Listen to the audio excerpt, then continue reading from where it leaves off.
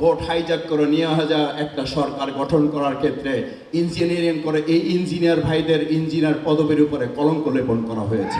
বর্তমান বিরোধী দলকে গৃহপালিত বিরোধী দল মনে করে প্রথম যদি একটু হানিমুন ভাব মনে হয়, তাহলে এটাও সরকারকে মনে রাখতে হবে বর্তমান বিরোধী দল ৬৮ জন সংসদের সদস্য সম্মিলিত এবং তার সাথে আরও ৬ জন, এই যে সম্মিলিত বিরোধী দল, এই বিরোধী দলকে গৃহপালিত কিংবা আপনাদের পরিচালিত বিরোধী দল মনে করার কোনো কারণ নাই, বরং এই বিরোধী দল হচ্ছে সেই বিরোধী দল যাদেরকে বরং মানুষ মনে করে ভোট দিয়েছিল এই বিরোধী দলকে।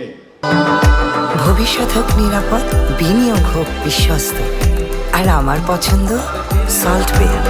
ওয়েলকাম টু সল্ট বে। ভোট হাইজ্যাক করে নিয়ে আসা একটা সরকার গঠন করার ক্ষেত্রে ইঞ্জিনিয়ারিং করে এই ইঞ্জিনিয়ার ভাইদের ইঞ্জিনিয়ার পদবীর উপরে কলঙ্ক লেপন করা হয়েছে। ইঞ্জিনিয়ার শব্দটা ছিল সম্মানের, মর্যাদা। আমি এই কথাটা গাড়িতে আসতে আসতে ভাবছি যে আপনাদের সামনে শব্দটা উচ্চারণ করব কিনা। ইঞ্জিনিয়ার শব্দটা উচ্চারণ করলেই এখন আমাদের মধ্যে এক ধরনের নেতিবাচক প্রভাব তৈরি হয়, একটা ঘৃণার ভাব তৈরি হয়। ইঞ্জিনিয়ারিং শব্দটা তো ছিল আমাদের প্রকৌশলীরা দেশ, সমাজ, রাষ্ট্র, ভবন নির্মাণ, গোটা পৃথিবীর নীল নকশা, এগুলো নকশা বাস্তবায়নে তারা সহযোগিতা করবে। কিন্তু আমরা 2026 সালের 12ই ফেব্রুয়ারি দুপুরের পর, বিকালের পর, এমনকি সন্ধ্যা পর্যন্ত মানুষ ভোট যাদেরকে দিয়েছে 4:30 পর্যন্ত, সেই 4:30টার ভোট আমরা দেখলাম যে একটা শব্দ ব্যবহার করা হয়েছে। কি শব্দ? সেই শব্দের নাম হচ্ছে ইঞ্জিনিয়ারিং। অথচ সেই ইঞ্জিনিয়ার এখানে বসে আছেন। আমি আপনাদেরকে পরিষ্কার বলতে চাই, আপনাদের এই পদ পদবীর উপরে যারা কলঙ্ক লেপন করেছেন, আপনারা 18 কোটি মানুষকে সাথে নিয়ে এর বিরুদ্ধে তীব্র প্রতিবাদ করে তুলে ভোট দিয়েছে এক জায়গায়, সরকার গঠন হয়েছে আর এক জায়গায়। এর পরিণতি অতি সত্তর জনগণ আরেকবার মানুষকে জবাব দেওয়ার জন্য প্রস্তুত থাকবে।